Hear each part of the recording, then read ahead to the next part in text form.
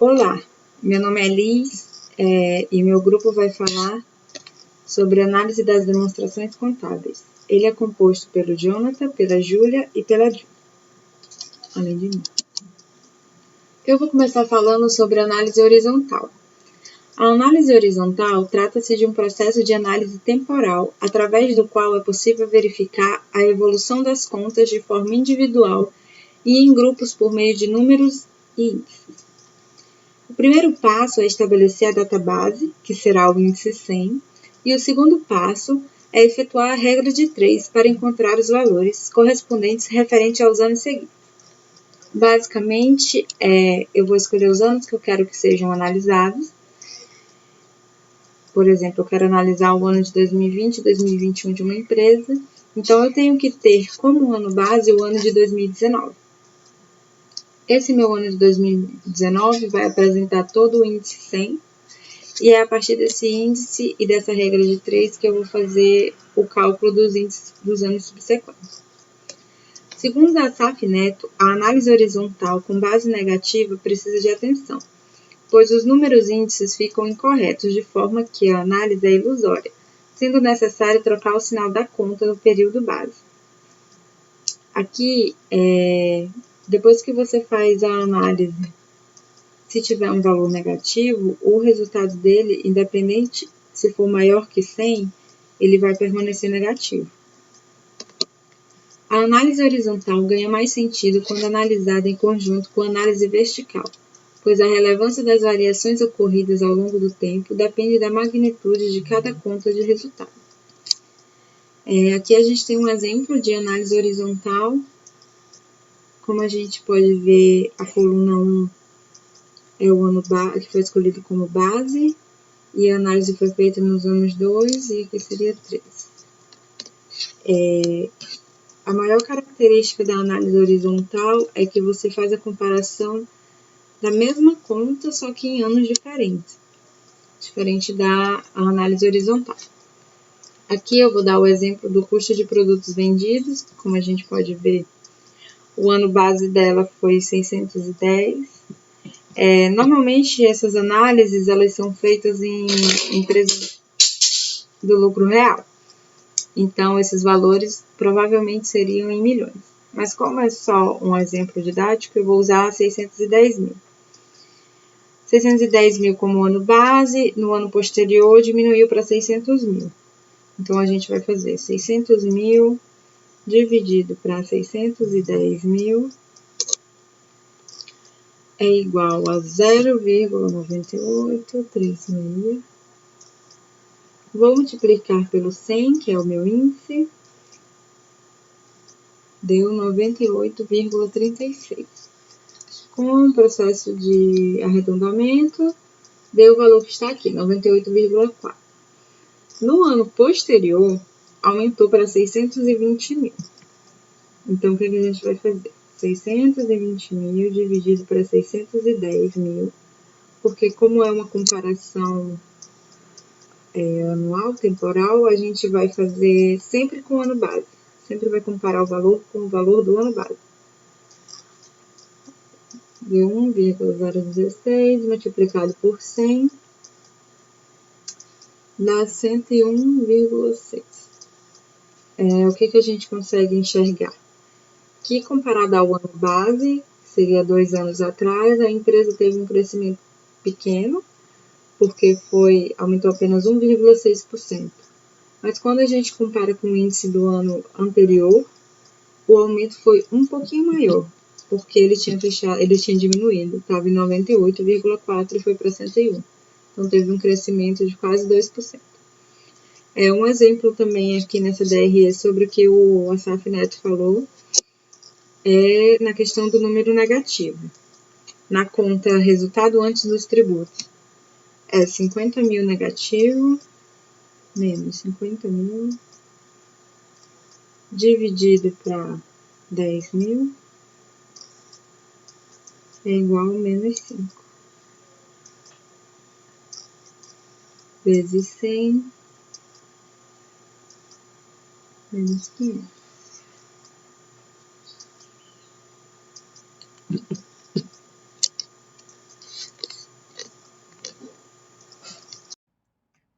falar sobre análise vertical, que é muito semelhante à análise horizontal, com a exceção de que a análise vertical vai ter um foco na variação de uma conta em relação a outra no mesmo período, tá? Ela vai levar em conta a mesma conta, ou o mesmo período, por exemplo.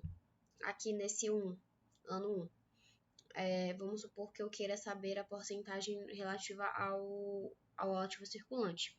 Eu vou pegar como base ali o total, se vocês podem ver até que está como 100% ali. E eu vou fazer a regrinha de 3 da mesma forma que é feito na análise horizontal, que é o total, o valor que eu quero, né?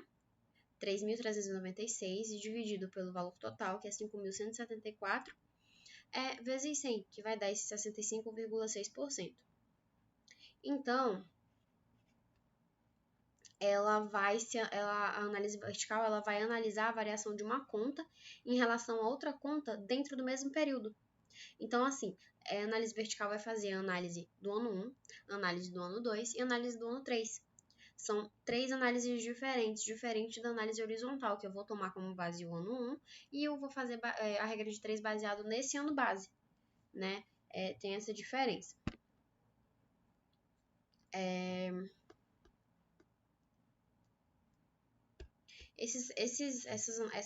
Esse percentual que eu encontrar aqui na análise vertical pode também ser comparado com empresas diferentes. E qual vai ser o objetivo Deixa eu voltar aqui. Qual vai ser o objetivo da análise vertical? Vai ser dar uma ideia da representatividade de cada item do subgrupo da demonstração financeira relativamente a um determinado total sobre o total tomado como base. O que é isso? Deixa eu voltar aqui. É aqui, ó. Eu vou saber quantos por cento do ativo circulante vai fazer parte do meu total. Aqui eu peguei só o ativo como exemplo, mas a análise é feita do balanço inteiro. Então, aqui eu posso comparar. Poxa, 65% é do ativo, então quer dizer que lá embaixo o passivo ele pode ter uma porcentagem menor. Ou seja, desse total, o ativo circulante, que quer dizer mais liquidez, né? Tem um percentual maior do que o passivo, que quer dizer obrigações, né? Então, assim, tem esse objetivo de eu poder comparar, dentro do mesmo ano, quais contas tiveram maior percentual comparado ao total, né? E a análise vertical, ela vai poder ser utilizada para todas as demonstrações financeiras, mas para certas análises, ela vai ter mais relevância, como é o caso da DRE.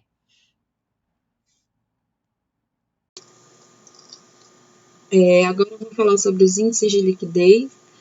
Esses índices são os responsáveis por dizer a respeito da capacidade da empresa de honrar com todos os seus compromissos a curto prazo. Basicamente dizer se a quantidade de ativos que a empresa tem, em caso de necessidade, ela consegue transformar em algo, dinheiro, que consiga pagar todo o seu passivo, todas as suas dívidas. Os índices de liquidez são 4. Um não trabalha sozinho. O ideal para você ter uma análise certa é você efetuar o cálculo dos 4. Quais são eles? O de liquidez corrente, que mostra o quanto a empresa possui de recursos a curto prazo, para cada real de dívidas de curto prazo que ela tem. A fórmula para calcular a liquidez corrente é basicamente o ativo circulante dividido pelo passivo circulante.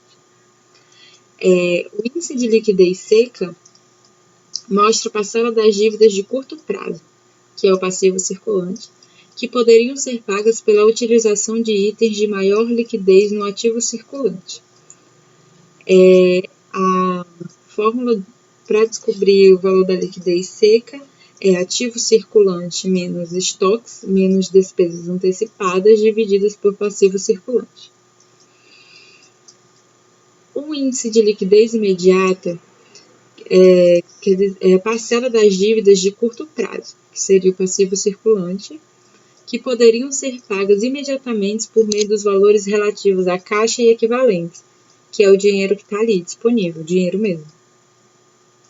A fórmula é quase igual à liquidez corrente, só que no lugar de ser o ativo todo, é o disponível dividido pelo passivo circulante. E a liquidez geral, que é quanto a empresa possui de recursos de curto e longo prazo, que é o ativo circulante mais o realizável a longo prazo para cada real de dívida de curto e longo prazo. Então, a fórmula para a gente calcular a liquidez geral é ativo circulante mais o realizável a longo prazo, dividido pelo passivo circulante mais passivo não circulante.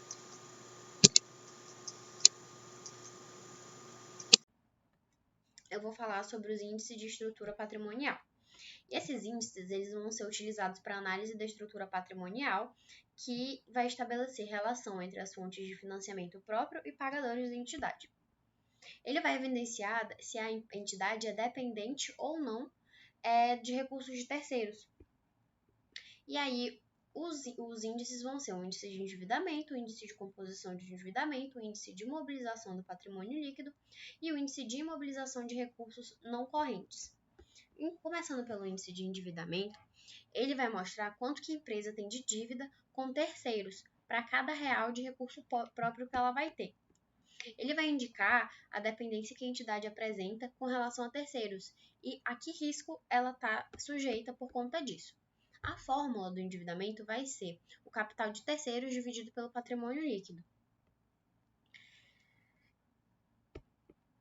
Passar aqui para o índice de composição do endividamento, que vai servir para analisar a solvência de uma entidade, sendo importante para conhecer os prazos e vencimentos das suas dívidas. O índice de composição de endividamento vai revelar quanto da dívida total da entidade com terceiros vai ser exigível no curto prazo. A fórmula vai ser passivo circulante dividido pelo capital de terceiros. Ou seja, uma empresa que tenha grande parte das suas dívidas vencíveis no curto prazo, se surpreendida por uma crise, vai ter que tomar decisões desfavoráveis do ponto de vista econômico para cumprir suas obrigações no curto prazo. Passando para a imobilização do patrimônio líquido. O índice de imobilização do patrimônio líquido vai apresentar a parcela do capital próprio que está investido em ativos de baixa liquidez, como os imobilizados, o intangível e os investimentos, ou seja, os ativos não circulantes deduzidos dos ativos a longo prazo, dos ativos realizáveis a longo prazo. A fórmula vai ser o ativo não circulante menos o ativo realizado a longo prazo dividido pelo patrimônio líquido. E aí, quanto mais recurso próprio a empresa investir em ativo de baixa liquidez, menos vai sobrar para investir em ativos circulantes, ou seja, a empresa vai ter que financiar as aplicações de curto prazo com recursos de terceiros. E por último, a imobilização de recursos não correntes, que vai mostrar o percentual de recursos de longo prazo aplicado no grupo de ativos de menor liquidez, imobilizado, investimentos e intangível. A fórmula dele vai ser o ativo não circulante menos o ativo realizável a longo prazo, dividido por o patrimônio líquido mais o passivo não circulante. Como os componentes do grupo investimentos imobilizados e intangíveis possuem vida bastante superior aos demais ativos, desde que a firma tenha recursos no exigível de que o prazo seja compatível com o prazo de duração dos elementos do ativo não circulante, suficientes para a empresa gerar recurso capaz de resgatar as dívidas de longo prazo, vai ser perfeitamente possível que se financie parte do imobilizado com recursos de terceiros. E é isso da parte de índices de estrutura patrimonial. Bom dia, boa tarde, boa noite. Meu nome é Jonathan. Vou apresentar agora um trabalho para o professor Carlos Vicente. Os índices de capital de giro são o CCL, CGC e o ST. Nada mais é do que o montante de recursos financeiros necessário para uma empresa que ela continue ativa. É o valor que deve cobrir os gastos fixos e variáveis e ainda manter suas operações sem precisar contar com os recebíveis.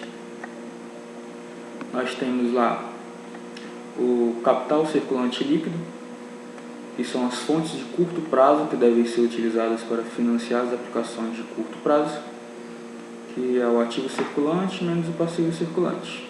Aí temos as necessidades do capital de giro, parte do ativo operacional, que não é financiada pelo passivo operacional, devendo ser financiada por passivos financeiros de curto prazo ou passivo não circulante, que é o NCG, é igual ao ativo circulante operacional menos o passivo circulante operacional.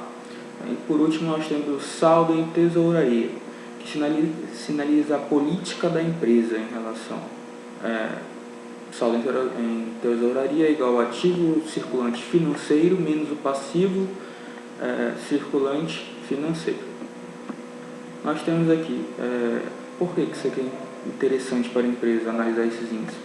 Ela oferece melhores condições para vendas a prazo para seus clientes, aumento de competitividade, ela sabe quando investir em novas mercadorias ou até fazer investimento em expansão, gerencia os recebíveis evitando que isso prejudique os negócios, manter o caixa, o pagamento das contas de curto prazo em dia, mantendo seu caixa positivo e gerenciando melhor o lucro, facilitando melhorias da empresa. Prazos médios. Nós temos aqui em prazos médios, o que seria o prazo médio de estocagem? É um indicador relacionado ao tempo de armazenagem dos produtos no estoque. Por si só, a utilização tem como objetivo o monitoramento mais eficiente dos materiais prontos para venda. Ele pode ser aplicado também para fins estratégicos, que é uma importante utilização desses prazos médios de estocagem. Nós temos aí o PME, que representa o tempo médio de consumo entre a compra e a matéria-prima e a sua requisição para a produção. Nós temos aí o prazo médio de fabricação, que se torna relevante em vários ramos do negócio, em qual o processo produtivo leva mais tempo. Temos aí o prazo médio de vendas, que é o espaço de tempo compreendido entre o término de sua fabricação e a venda efetiva do produto. Nós temos aqui o prazo médio de cobrança, que representa o prazo de gasto do recebimento das vendas a prazo. Nós temos o prazo médio de pagamento a fornecedores, que é o tempo gasto em média pela entidade para o pagamento de suas compras a prazo. E por que esses índices de prazo médio de estocagem são importantes? Toda empresa, seja ela pequena, grande, precisa saber quais são os seus prazos médios. Desta forma, pode negociar melhores condições com seus fornecedores para a compra de mercadorias e para seus clientes, para vender seus produtos. Além de saber que a produção está mais eficiente, com esses cálculos bem organizadinhos e evitando gargarejos, aqueles custos desnecessários, minimizando a ociosidade da sua empresa, do seu estoque da empresa. Vamos lá para o ciclo de caixa. O que é o ciclo de caixa? Ele é composto pelas etapas operacionais utilizadas na empresa no processo produtivo. É o período que é compreendido entre a compra de matéria-prima até o recebimento do resultado da venda do produto. As principais fases do ciclo operacional se encontram entre compra de matéria-prima, estocagem de matéria-prima, pagamento da matéria-prima, produção, venda e recebimento. Para a gente saber, o prazo que a empresa banca como financiamento é dominado por ciclo operacional de caixa. Ou seja, quanto mais rápido a empresa consegue transformar seus estoques em caixa, menor será seu ciclo operacional. Ou seja, mais vantajoso é para a empresa quando ela consegue fazer isso com eficiência. Dando continuidade aos índices dentro das análises das demonstrações contábeis, hoje eu quero falar sobre o índice de rentabilidade, que é um índice responsável por medir o retorno financeiro diante dos investimentos da empresa. É importante ressaltar que a rentabilidade ela é totalmente diferente do lucro. Nem sempre uma empresa que obteve o lucro é uma empresa rentável, justamente porque ela é medida diante dos investimentos e diante do ativo total da empresa. É possível medir essa rentabilidade se você dividir o lucro líquido da empresa pelos ativos totais. O lucro líquido você encontra na DRE e os ativos totais você encontra no balanço patrimonial.